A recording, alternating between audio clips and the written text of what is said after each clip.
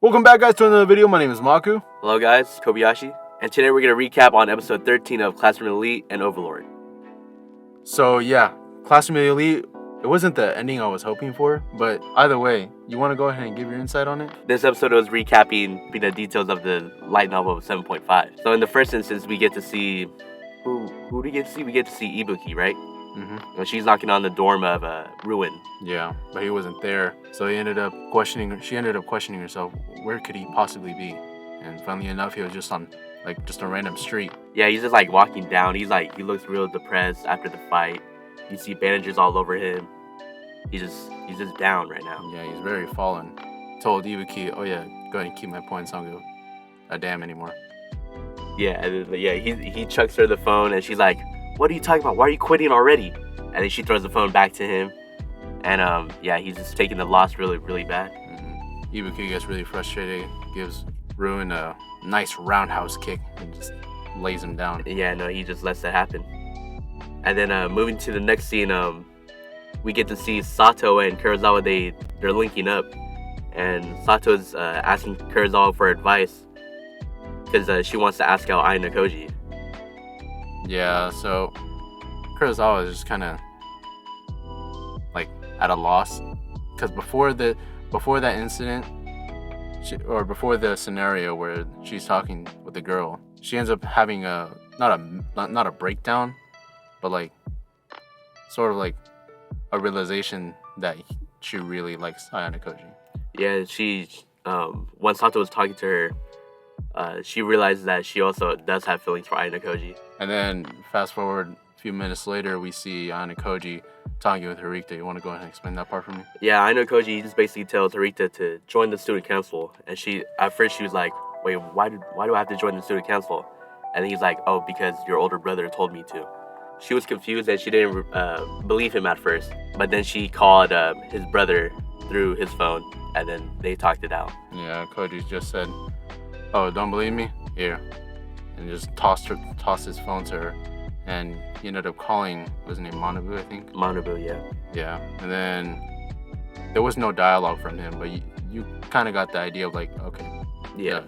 And then we'll have to wait for her decision if she wants to join or not. And it was sort of a fallout because there was, at one point, what was that Two-Face name? Yeah, no, and then it pans to Kushida, and then she's like, oh, Merry Christmas. Yeah, and then it shows, and then cuts right into her Kushida bad. yeah. And then for the next scene, we get to see the double date between Kurosawa and Hirata, and then Aina Koji and Sato. But the funny thing is that both the males didn't really know it was a double date. They kind of just went along with the idea of oh, okay, I'm just gonna go on this trip with this girl, and okay, it'll be sorted out. But Kurosawa said, oh, so this is actually gonna be a double date. Yeah. And yeah, basically the girls, they planned it beforehand. The guys, they're just expecting to just go on a normal date, but it ended up being a double date. So while on the double date, it just shows montages of them having fun. They go to eat, they went to the mall, and they went to the movies. But yeah, the reason for this date was for Sato to ask out Koji. But later on, she does, because everybody goes their separate ways. But then Sato and Koji, they're walking down somewhere in a park type area. Sort of. Really try to explain. It's just really a park. Yeah, it was like a park, and then and once they all went their separate ways, Sato just asked Aina Koji, will you be my boyfriend? To our surprise, what did Koji say? Koji said no. He said, I feel no type of affection for you. But then we get to see what he's really thinking. He's like, oh, you're just not a useful pawn to me. You're just like an ordinary student, essentially. So that's why he said no. And funnily enough, the person who was overhearing, or who actually didn't leave, was Kurosawa. She was hiding in the bushes. You could see her ponytail. Yeah, she was bush camping. Yeah, pretty much. Classic strat, but it falls to naught because Koji caught her with the key-nut. So once Aina Koji caught her, they just headed towards the bench, and they were just discussing, oh, she's not really useful to me. And then Kurosawa kind of felt giddy about it because she was like, oh, that means I'm the only useful one to you, which can probably lead to something more than just being useful. And Kurosawa just gave him a gift in the classical pouty way where they give the gift and they don't look at the person. Oh yeah, it's classic tsundere she is. Yeah. And Koji technically gave her a gift too, just Yeah, NyQuil. no, yeah, no. This dude Koji gave her some medicine. He said he felt bad because of her cold. All right, then after that, I know Koji and Kei, they start walking towards the dorms, and then while they're walking, we get to see what Ayano Koji is thinking, and basically he's saying everything has been going according to his plan. Yeah, it pans out to all his deeds that he did beforehand to help her out, specific transitions, especially the rescue mission on the previous episode. You get to see how he supposedly planned it perfect to plan, where he saved her at the moment where she literally broke. So now she's got her eating in the palm of his hand. That's pretty much all we got to say there. And then you wanted to say something about the end scene? So at the very end, it plays the outro, and then there's like a minute left of the episode. We finally get to see Saki and Nagi and Ayano Koji finally meet up. And this scene in particular, they're supposed to be like 5 episodes back when they're supposed to meet up for the first time.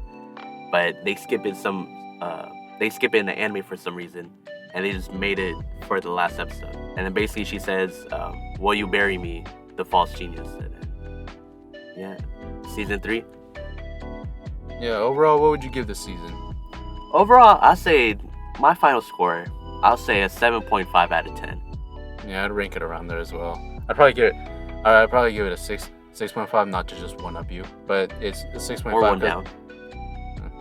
In what way you want to put it. But last season for Classroom Elite, I really thoroughly enjoyed it. I give it an A. For this season in particular, I'd give it a 6.5. It did downgrade, yeah. Oh, what? Oh, I'm surprised. The reason why I give it a 7.5 because I read the light novel, and the adaptation, some of the episodes weren't as faithful to the light novel, but some episodes were really better than the light novel. Well, I didn't read the light novel. I'll say that out loud, but it's not so much that I didn't enjoy it. It's more so the fact that, I mean, even me as a viewer, I haven't read the manga, or not the manga, the light novel, right? I haven't read it, but I totally feel like the rushiness of it. I don't know. You definitely feel like really fast paced. Like, I don't know. And there's some scenes out of place. Yeah. I don't know. That's just maybe me. Last season, I didn't have that as often, but this season, I definitely did notice it. Yeah, but hopefully season 3 will be a very good pace, and we shall see.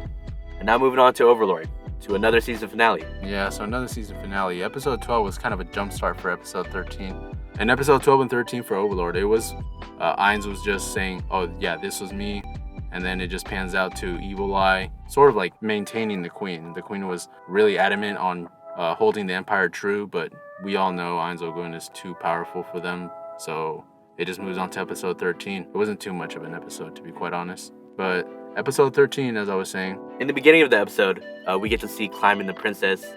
They're just trying to hide precious value items from the kingdom. And then moving on to the next scene, we get to see Climb, the princess, and then they're like in a battle against, like with the two created people of Ukubuku Chagama.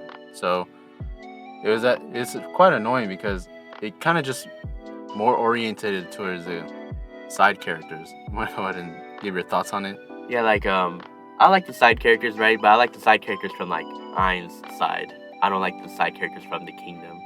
I kind of get the point what they're coming at, but I don't care about Climb. When he was fighting against Ainz in this episode, I wanted Ainz to kill him, to be honest. But obviously, well, he does kill him, but then he gets resurrected later on. And you want to explain?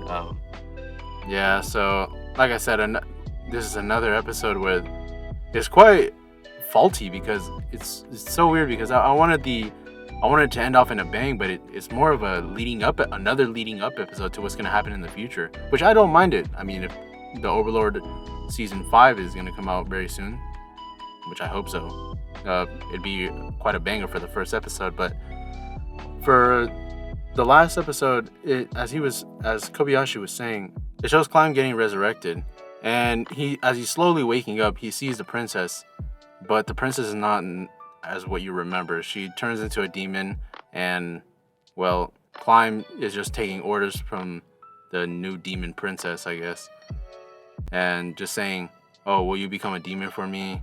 And basically all these mushy romantic stuff, right? But then it pans out to the princess going outside. She finds herself with Albedo, and well, she's now Albedo's subordinate, and how it also shows how, I don't know if you guys remember, but I believe it was during the beginning of season 3, I believe. This is way back, right? Season 3, when Demiurge told Ainz, oh, can I do something for the kingdom, sir? And then Ainz said, sure, as long as it's helping us. And the whole idea was for the princess to betray the entire kingdom, and he did it with succession. So yeah, it was a really good episode. And then towards the end, it shows another like a dancing scene, but I'm not gonna go too much in it. If you want to watch the dancing scene, that's on you guys. But Overlord overall, season 4, I believe. Season 4, yeah. I'll give it like what? I'll give it like a 5. I was gonna give it a 6. We always tend to do this. I always go one higher than him. Yeah. But yeah, we always have the same. Yeah, I'll give it a 5. And keep in mind, Overlord is one of my favorites. So if they bounce back on but season 5, it would be a masterclass. In any case, guys, as we always do, if there's an anime that you would like us to talk about in specific, just let us know in the comments down below. And as always, my name is Maku. Kobayashi. And thank you.